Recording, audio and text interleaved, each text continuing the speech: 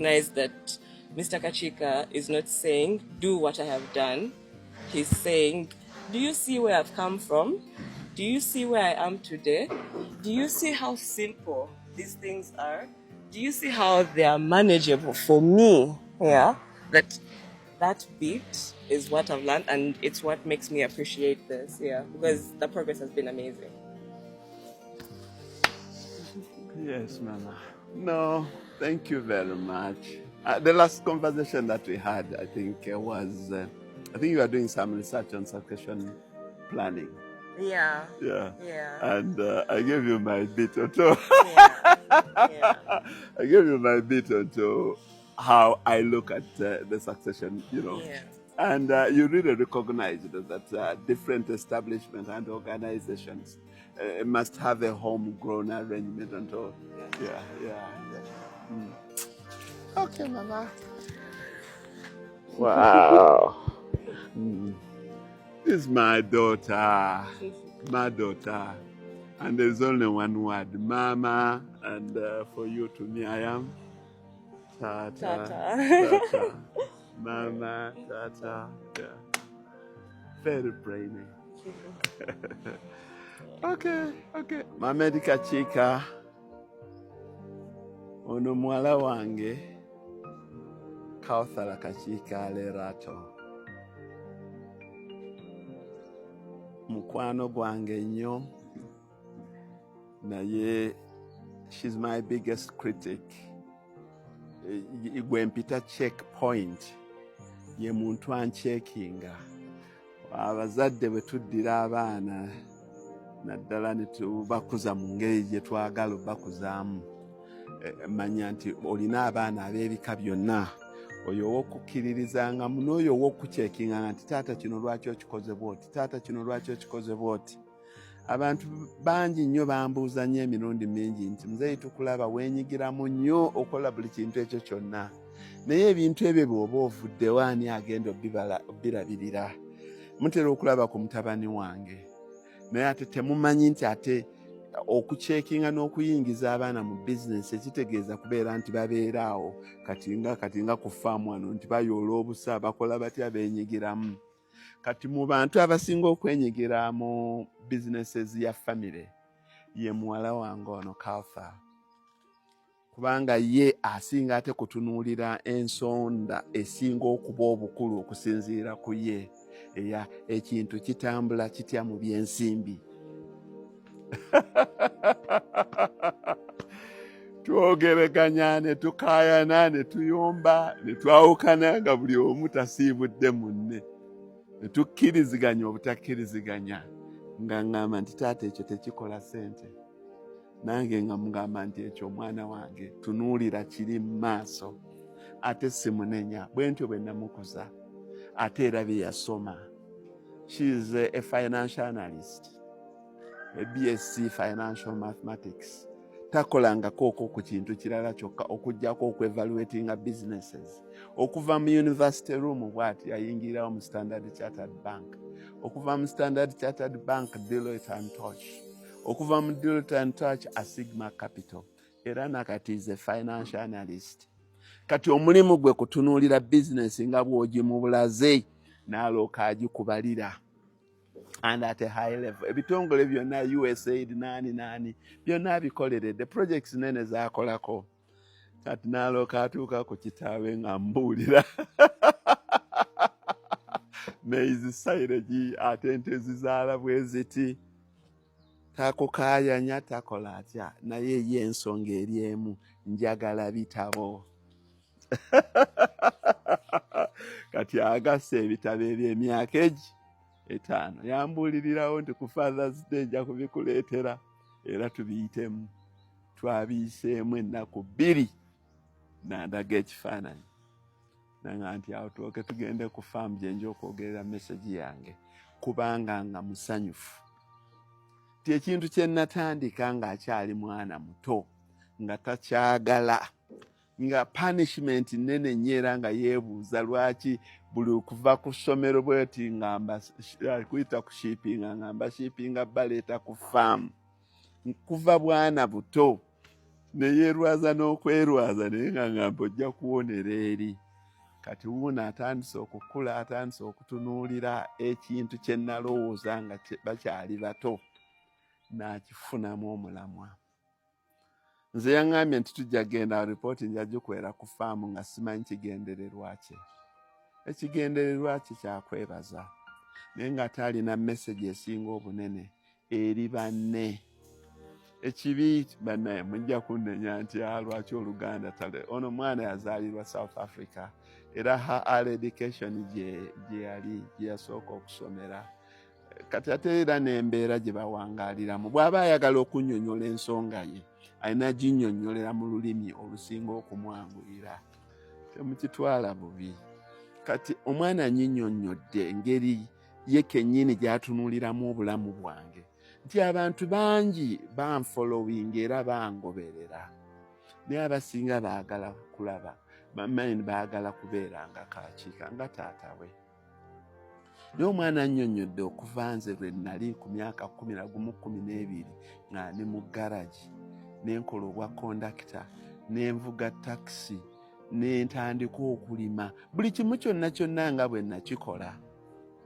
Ekyo kyasinze okwekubirizanga ye n'okukubiriza abato banne nti tebatunuulira nnyo bintu by'abantu abanene abagagga abali waggulu, naye basinge kwetegereza nnyo naddala abo abagagga abavuddeyo okwogera nga boogera amazima.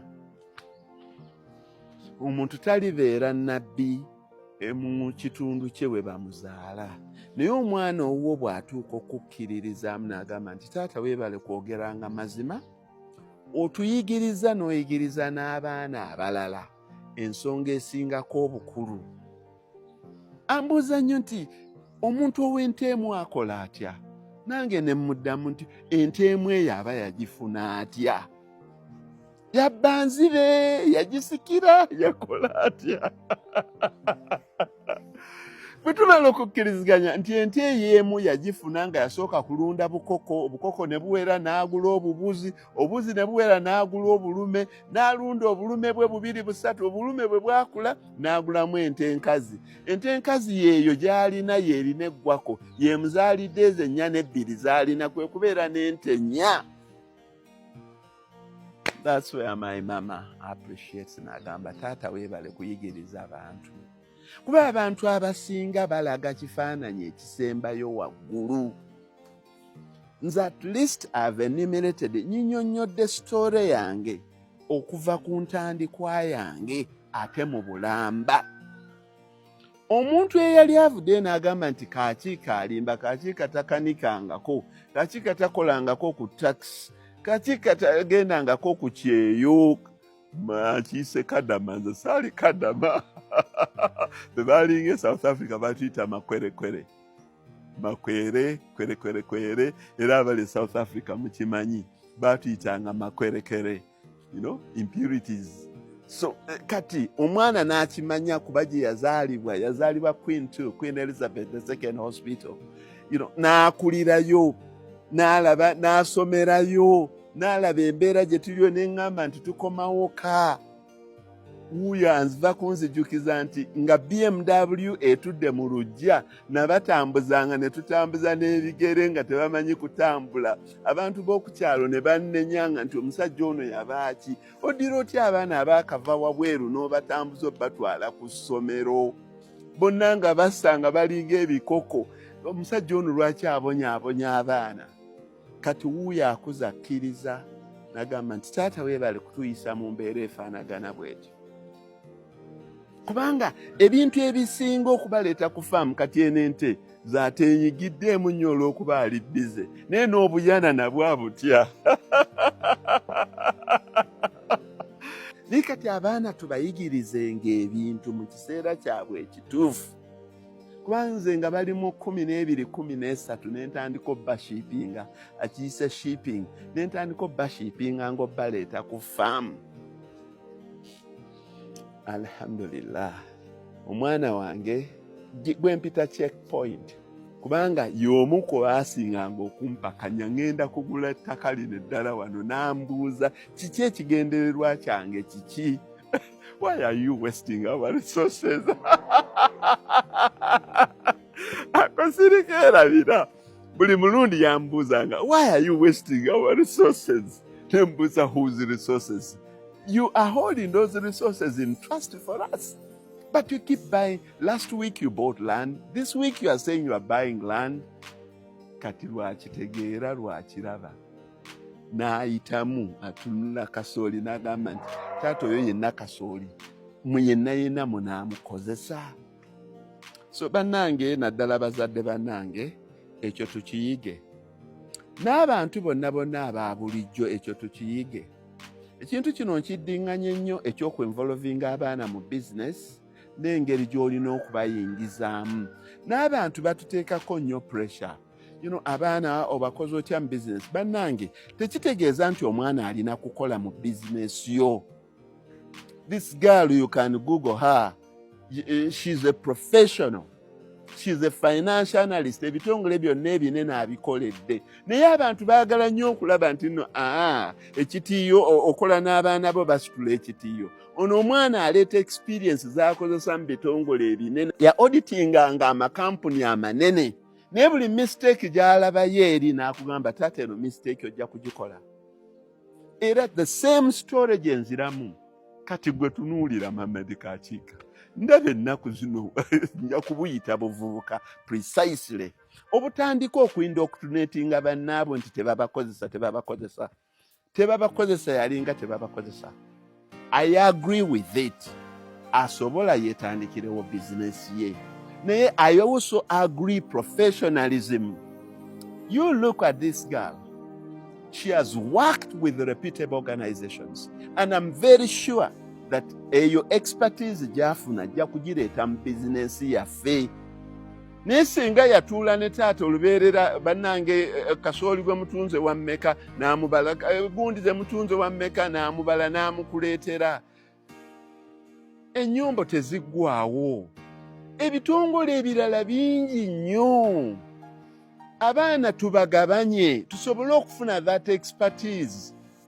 Nze simufunirangako mulimu. She gets every job on merit because buli wakola wonna she shines. Ekyo kirina kye kireeta.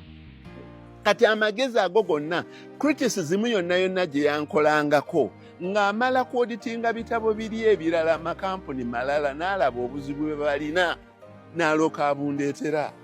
Oyo nabagamba yanze kisaawe emmwanyi. Twabala emmwanyi emyaka 5 n'aŋŋamba taata wange tewaliwo ssente. Kubanga era abitunuulira kampuni endala. So expertise eyo obumanyirivu obwo tusaanye tubujje mu buli ngeri yonna. So abazadde tuyingize abaana baffe mu business naye tumanye tubayingirizangamu wa. Kati she's the financial controller and she's the financial analyst. Check buli gyo issuinze, buli payment gy'okoze agiscrutinizinga. Naye singa abadde akola ano nange buli lunaku nti bane mupampinga amazzi g'ente nga tezirimu, yalibadde ategeera ddi that financial controls are done this way. Because buli lwe tumaliriza buli mwezi oguggwako, both income and expenditure electronically is transmitted to her. N'alooka agiscrutinizinga ne muyomba ng'alabye ogabye bonus n'omugamba ebyo bindekere. Right now she's appreciating my strategy.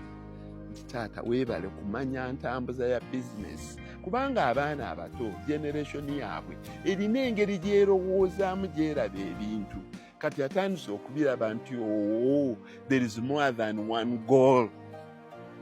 Bwe nali ngangula ettaka nga mbuuza amagoba geegaluwa ratios eziruwa. Kati atandise okuliraba nti ettaka lirina value. Kyekyo bannange